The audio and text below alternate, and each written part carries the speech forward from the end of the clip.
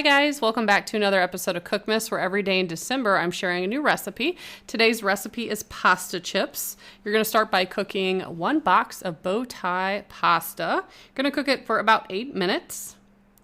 And while that's cooking, you're going to work on the seasoning. In a large bowl, I have ½ cup of Parmesan cheese, 1 teaspoon of Italian seasoning, 1 teaspoon of garlic powder, and then salt and pepper to taste. And this is an air fryer cookbook and an air fryer recipe, so I'll link that below in the description box along with the full recipe in case you would like to purchase the book or follow along at home. Once the pasta is done, you can add it to your bowl, give it a good mix.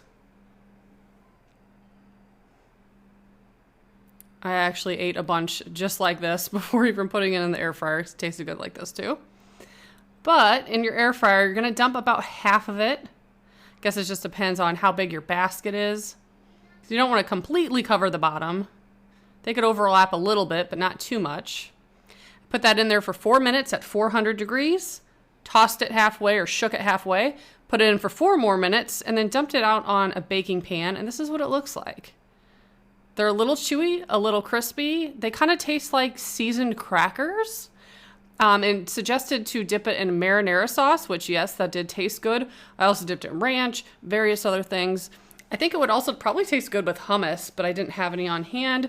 But I like any kind of carb that you can dip in sauce. So it was pretty good. Interesting little snack. I was the only one eating this, so I put in a container and ate some the next day. I definitely feel like if you're going to make it, you should eat it the same day, so it's nice and crispy.